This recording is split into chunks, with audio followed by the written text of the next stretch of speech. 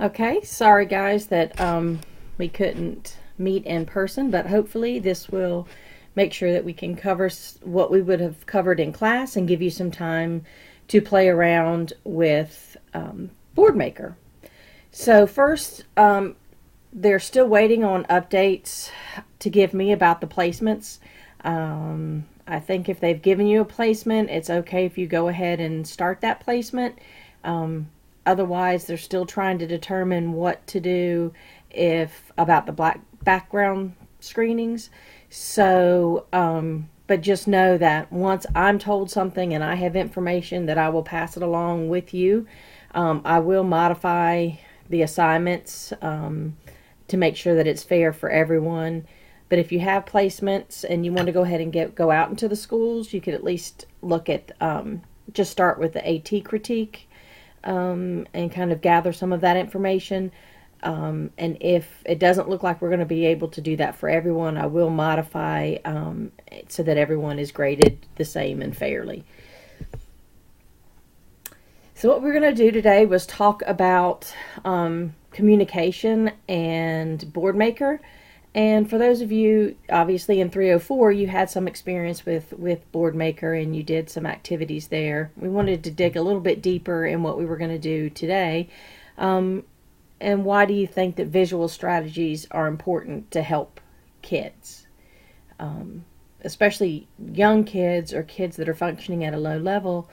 Oftentimes auditory messages aren't perceived the same way, or they're fleeting, or maybe kids just don't understand language.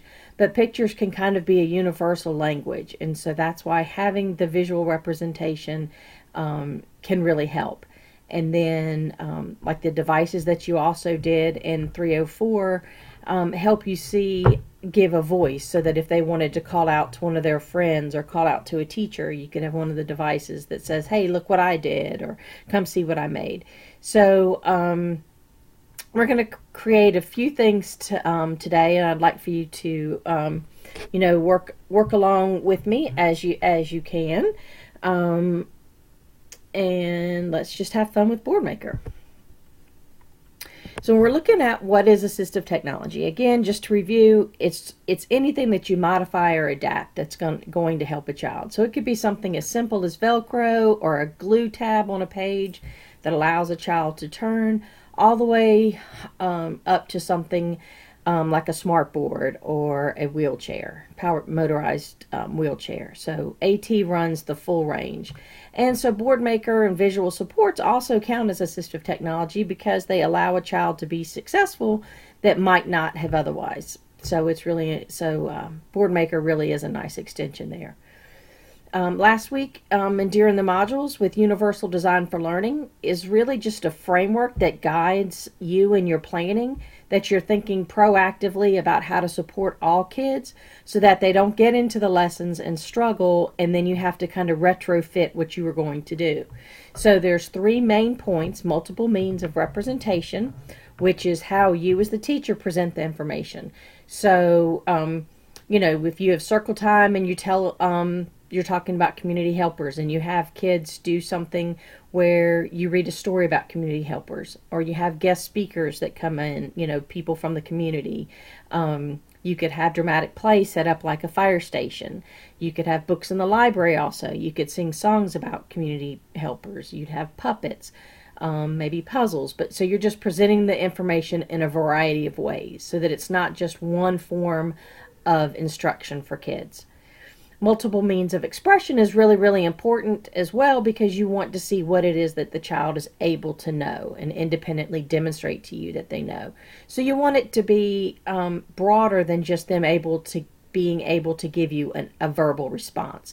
So you want something like that they could draw a picture, they could act it out, or that they could point to. If you had a BoardMaker, and let's say you had a policeman, a fireman, and a doctor, and you said, which of these community helpers puts out fires? And then they could touch the firemen. You could have kids act out plays. So in older grades, it becomes a little bit tougher because they want kids writing papers, which is really, which is very important too. But the goal is to demonstrate what kids know. So a child could make a PowerPoint that would demonstrate the key features of a book. And as long as they're doing that to demonstrate what they know, then that's what is meant by multiple means of expression. Multiple means of engagement is just tapping into that learner interest, making it something that's exciting for them, or making, extending on what it is that they want. And so with preschoolers, it's kind of neat because preschoolers, for the most part, kind of like everything, or at least you can kind of get them to buy into things. So even if a child may not like to do an activity, let's say they really love robots, so they don't really like to use scissors because using scissors is hard for them, then maybe you're going to cut out things that you would glue on to make a robot, or something like that. So you just tap into whatever their interests are. So again, this just talks about assistive technology and just trying to show you different levels, like with the crayon, making a crayon holder, to two different types of augmentative communication. And it just allows the preschoolers, because a lot of times preschoolers are actually entering school for the first time. And so just by letting them in the classroom isn't the same thing as allowing them to have interactions and to play with their friends and to interact with the toys. So we need assistive technology. So visual strategies really are anything that, that you can use, whether it's like the example of washing their hands. We have schedules. You guys have date books and calendars. On the screen is just an example of a visual strategy that you could work with your child or work with a student that is a note going home. So that it's not just, you're not just checking off boxes, but it's something more meaningful that tells more for a family about what a child is doing versus just he had a good day or she had a good day, especially if a child's nonverbal. That is something that parents really truly appreciate.